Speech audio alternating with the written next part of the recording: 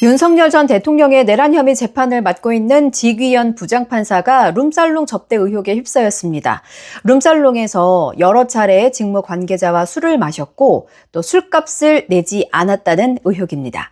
14일 민주당 김용민 의원의 폭로로 시작됐는데요. 김 의원은 지귀현 판사 룸살롱 접대 의혹을 제기하면서 윤석열 전 대통령의 내란 혐의 재판에서 배제할 것을 주장하고 있습니다. 논란 닷새 만에 지귀현 판사는 민주당의 주장을 정면으로 반박했습니다. 윤석열 전 대통령 4차 공판 시작 전에 공개적으로 반박한 건데요. 민주당이 제기한 접대 의혹은 사실이 아니라면서 요즘은 그런 시대도 아니다. 삼겹살에 소주 사주는 사람도 없다는 겁니다. 그러면서 판사 뒷조사를 언급하면서 계속된 의혹 제기를 통한 외부의 자극과 공격에 일일이 대응하는 것 자체가 재판에 영향을 줄 수 있다고 우려를 표했습니다. 그러자 민주당은 접대 의혹 관련이라면서 사진을 공개했습니다. 지귀현 판사가 남성 2명과 함께 어깨 동무를 하고 찍은 사진인데요. 사진 속 동석자는 법조 관계인물로 이 직무 관련자로 강하게 의심되는 분들이라면서 민주당이 직접 해당 업소를 확인했다. 고급 룸살롱으로 여성 종업원이 룸 테이블마다 동석하는 곳이다. 이렇게 주장했습니다. 또 제보자에 따르면 고가의 술을 여성 종업원과 함께 즐겼다고 증언했다고도 밝혔는데요. 이 제보자는 누구인지는 밝히지 않았습니다. 접대는 사실이 아니라는 지귀현 판사의 거짓말이 확인됐다면서 법복을 벗겨야 한다라고도 말했습니다. 그래서 궁금한 건 이 사진이 접대를 증명하느냐, 이건 또 다른 문제입니다.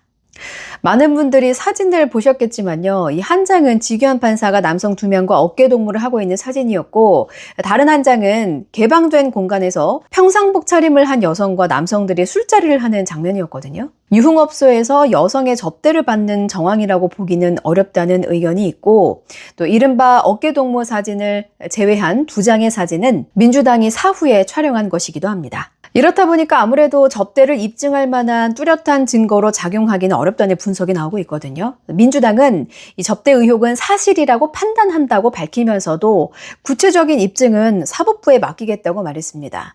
바꿔 말하면 이 사진이 구체적인 입증이 될 수 없다는 걸 민주당이 알고 있다는 뜻이기도 합니다. 해당 업소가 유흥업소인지 단란주점인지도 확인해 볼게요. 우선 해당 술집 사장은 이렇게 말했습니다. 우리 가게는 룸살롱이 아니다. 여성 도우미를 두지 않는다고 언론을 통해서 밝혔습니다. 또 술값은 양주 한 병당 20에서 30만 원 수준이래요. 술은 파는데 룸살롱은 아니다? 그렇다면 룸살롱과 룸살롱이 아닌 곳의 차이는 뭘까요? 룸살롱은 유흥주점으로 분류됩니다. 즉 손님이 노래를 부르거나 춤을 추는 행위도 허용을 하고요. 식품위생법 등 현행법에 따라서 유흥 종사자를 둘 수도 있습니다. 그런데 단란주점은 유흥 종사자를 둘 수 없다는 점이 다릅니다. 주류를 조리 판매하는 영업이 가능하고요. 손님이 노래를 부르는 이 행위까지는 허용이 되지만 여성 접대는 할 수 없다는 뜻입니다. 강남구청에 따르면 논란의 해당 업소는 1993년부터 단란주점으로 등록이 돼 있었습니다. 일단 의혹이 제기됐으니까 대법 윤리감사관실도 나섰습니다. 최근에 해당 업소가 위치한 건물을 방문해서 현장 조사를 진행했다고 해요. 해당 주점은 논란이 제기된 다음 날인 15일 무렵부터 영업하지는 않고 있다고 합니다. 또 출입문 간판도 내렸습니다. 정리하면요. 술접대 의혹은 제기가 됐고 당사자는 부인하고 대법에서는 현장 조사에 나선 상황입니다. 이번에는 쟁점 보겠습니다. 우선은 접대 일시가 중요하고요. 접대를 받았다면 1인당 식사 비용은 얼마인지도 따져봐야 합니다. 그리고 동석자와의 관계를 확인하는 것도 필수입니다.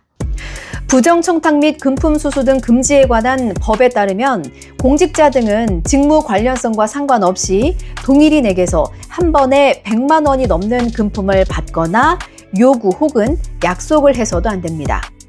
또 1년에 300만 원을 초과하는 금품에 대해서도 마찬가지예요. 직위원 부장판사가 심리하는 사건과 직접적으로 관련이 없는 사람에게서라도 한 번에 100만 원, 또 1년에 300만 원이 넘는 금품을 받으면 법 위반이라는 의미입니다. 민주당은 법원 측이 확인해라, 법원이 입증해야 할 사안이라는 입장이고요. 대법에서도 조사 중이라고 하니까 뭐 조만간 결론이 나오겠죠. 이렇게 자료를 정리하다 보니까 드는 궁금증은 이겁니다. 민주당은 왜 직위원 판사를 향해서 재판 배제를 주장하는 걸까요? 윤석열 전 대통령의 내란 혐의, 직권남용 권리행사 방해 혐의 재판을 포함해서 12상 비상계엄 사태 관련 피고인들의 재판을 심리하고 있습니다. 탄핵과 파면을 주도했던 민주당의 입장에서라면 재판을 서둘러서 형을 빨리 확정하라고 압박해도 모자를 판에 왜 재판에서 배제하라고 하는 걸까? 그 이유는 직위원 판사의 과거 판결 때문입니다. 직위원 판사는 지난 3월 7일 윤석열 전 대통령 측에서 신청한 구속 취소 신청을 인용했습니다. 여기서 또 타임라인을 잠시 정리하면요. 검찰 특수본이 윤석열 전 대통령을 내란 우두머리 혐의로 기소한 게 지난 1월 26일이고요.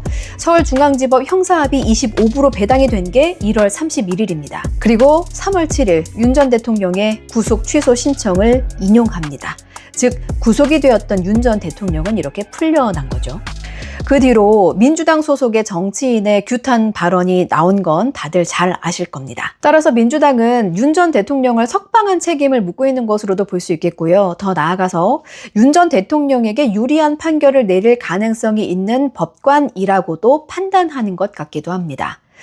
의혹의 진실을 확인하기 위해서 공수처도 접대 의혹과 관련해 이번 사건을 수사 3부에 배당하고 수사에 공식 착수했습니다. 사법부를 압박하기 위한 흔들기냐, 아니면 재판부 신뢰성을 무너뜨리는 실체 있는 의혹이냐. 룸살롱 접대 의혹의 진실은 아직까지 오리무중입니다. 뉴스키트